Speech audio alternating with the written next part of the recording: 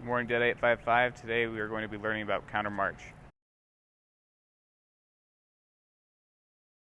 Counter march is useful for when you need to turn the flight around in a tight spot and you don't have a lot of room and you don't want to march in inverted column formation.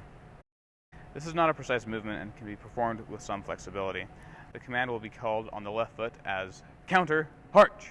After performing the movement, the flight should obtain proper dress, cover, interval, and distance and proceed in half steps until forward march is called. Forward march!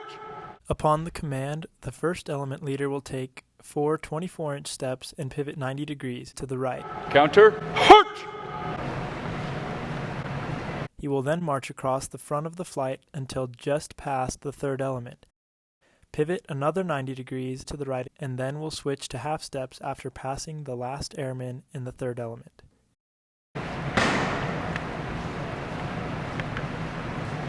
Forward march! Forward march! Counter march! The second element leader will take 2 24-inch steps forward and then pivot 90 degrees to the right. He will then take 1 step and then pivot 90 degrees to the right again and then march in half steps after passing the last airman in the third element.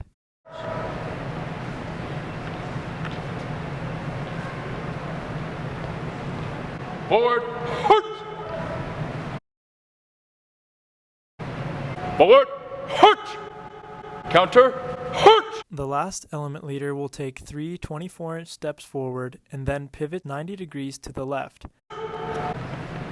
He will then march across the front of the flight about 2 steps and then pivot 90 degrees to the left again and then march in half steps after passing the last airman in the first element.